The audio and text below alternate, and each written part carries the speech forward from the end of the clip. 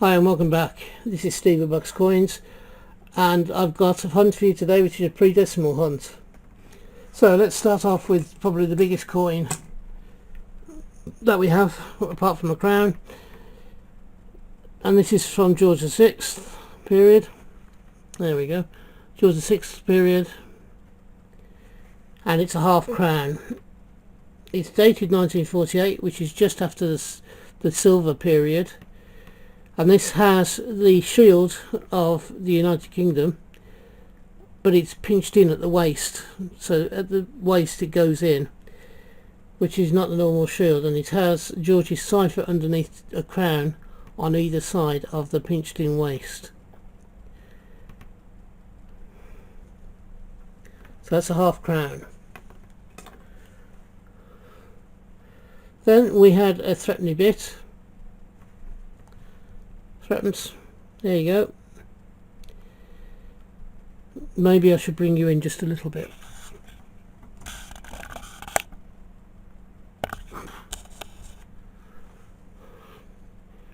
Okay, this is a threepenny bit. Ooh, there you go. It has the flax on the back of it. 3p with a date of 1941, and the head is George VI.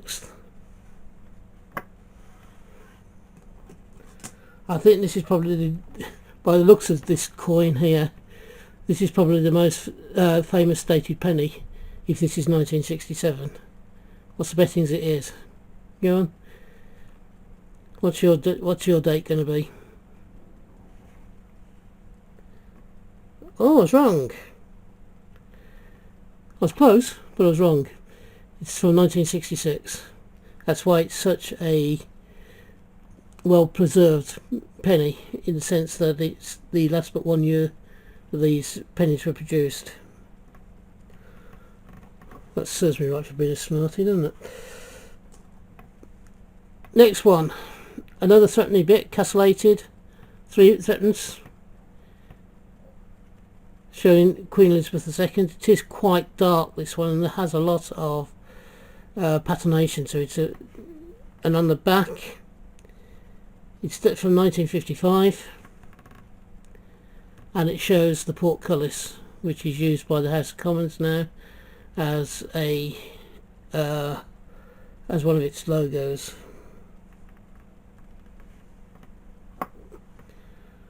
Okay, this was originally when pre-decimals went into became decimalisation coins, which is the 50th anniversary of decimalisation is coming up shortly. And we have a shilling, or as it became known, a 5p in decimal money, from George VI's reign. It's dated 1950, so it's not one of the silver ones, and it has the English lion. The English lion stands on all 4 paws, and it's above the crown, the British crown, or the King's crown, which I believe is the St Edward's crown. If it was Scottish, it would be sat bolt upright, and it would have some of the states, or things like the orb of the state, and that's in its hand, in its paw, should I say, its hand, duh. Okay, this one, another silver coin. Oops, there we go. Elizabeth II. It is a florin or a 2 shillings. These became the 10p when we turned to decimalisation. The florin, though, has a centrepiece of the Tudor rose, which is the 2 coloured rose, the red and white rose, followed inside a circle, and the circle has little upright things coming off it, which is the 4 national emblems: the thistle, the leek, the thistle, the leek, the clover, So it's the three emblems, and the fourth emblem, of course, being the English one, is the Tudor rose in the centre. Okay, it's dated 1967. So this one, part of the reason that it looks so good and unblemished is the fact that it is manufactured or released in the final year that the coins were produced. Okay, let's go a bit further back to the last queen, to the queen that's currently on the throne, and that's Victoria. This is a veiled bust, which is the last of Victoria's portraits on the coins, and this one is dated 1896. On the reverse you can see one quite clearly, although the side is becoming worn down now and the one is becoming indistinct. The penny, the writing of the penny is almost gone at this stage, but the date is still clearly visible as 1896. Another shilling coin. This one's from 1951 and shows the English lion on it again above the St Edward crown. There's George VI.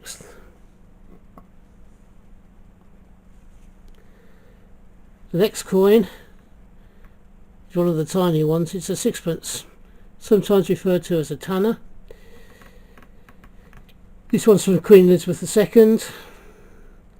It's dated 1966 and it has the four flower emblems coming out of the coin from the centre of the coin.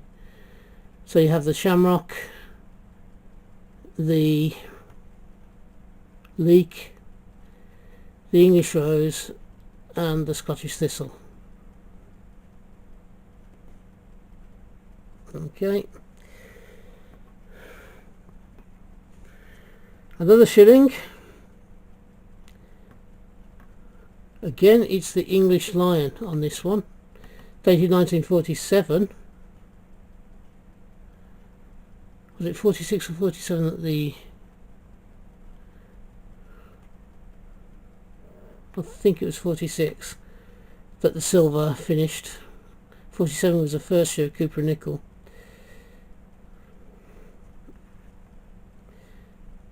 George VI is a monarch on it.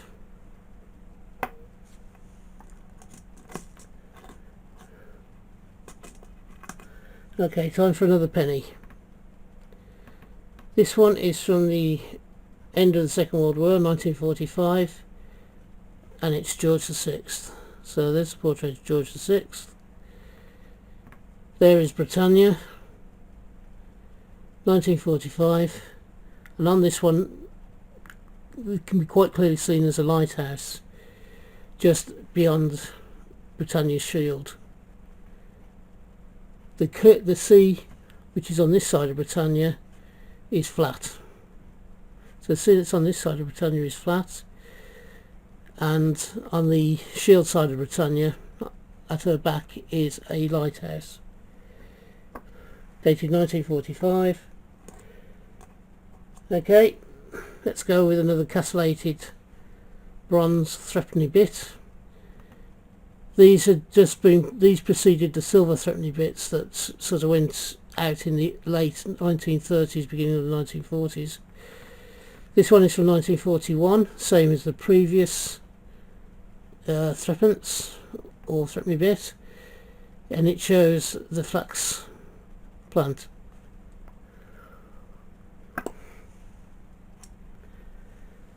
This is quite a disgusting one in many senses because it has differential rust on it. It's a sixpence or a tanner from the reign of Queen Elizabeth, and as you can see it's quite badly damaged with the rusting or differential rusting.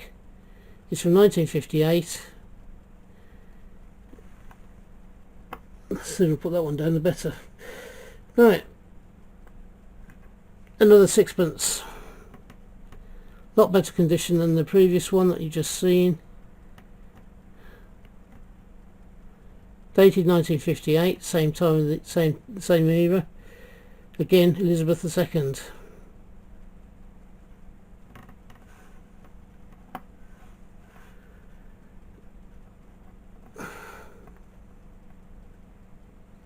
This one is Elizabeth II. It's a shilling. There you go, Elizabeth II. It's a shilling. This one, however, is slightly different from the rest because it shows a line pattern in a shield.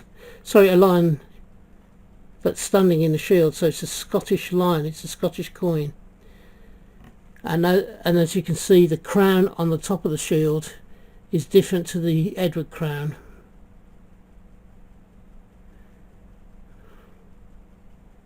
Okay. This one is dated 1960. There is some sort of discoloration and possible rust in this bottom corner. The last of the shillings for this particular hunt comes from the reign of George VI, sorry, and it shows the Scottish lion. In his hand you can see that he has the some of the state objects. I can't remember what they are. It looks like a cross and a sword. It's dated 1948. Under the 19 and the 48 you have two small shields. Those shields show the saltire and the thistle. The crown is, I think it may be the crown of Scotland, I'm not sure, but it's not the Edward crown that the other one is, that the the English line is always paired with. So the way you tell them apart is that it sits or stands, the line is sit or in the rampant position, and it is always associated with a different crown to the English one.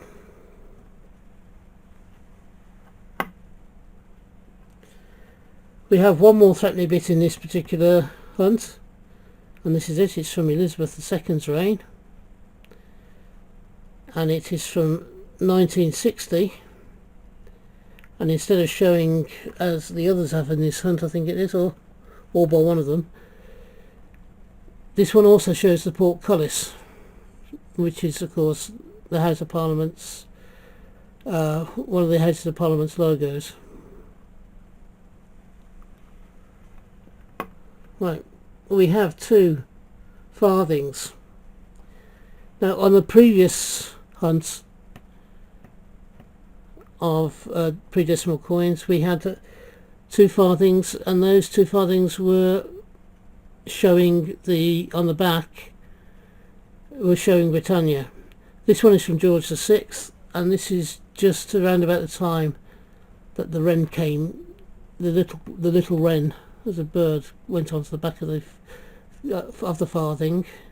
This one is dated 1950.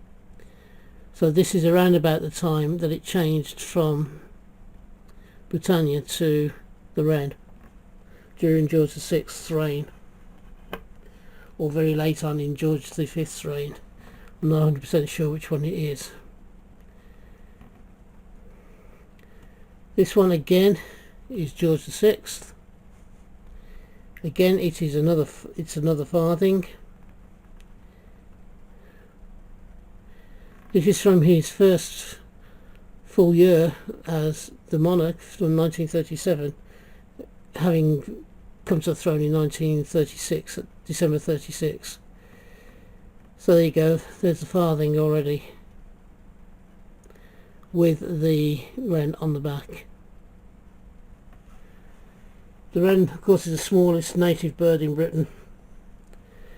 And finally, for this hunt, we have a penny from the reign of George V.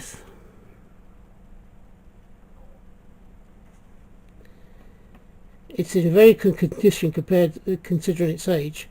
This one is dated 1929, but as you can see by looking at it, the condition of it is very good. There's not an awful lot of wear on this reverse. You can still make out the actual text of 1 penny. You can make out Britannia very easily, and the date is crisp and clear. So this is one of the better pennies that you could have. Okay, that completes this hunt, or should I say me grabbing a couple of handful of coins from my PreDecimal box. I hope you've enjoyed it. Please give me the thumbs up if you did, and also I would be delighted if you joined us on a more regular basis by subscribing. If you're having a hunt yourself, I hope you find all the coins that you want or that you need for your collection. And if you are buying coins, I hope you can get them for a price that you're willing to pay and you're happy to pay. In the meantime, until we meet again on this channel, bye bye for now. Ta-da.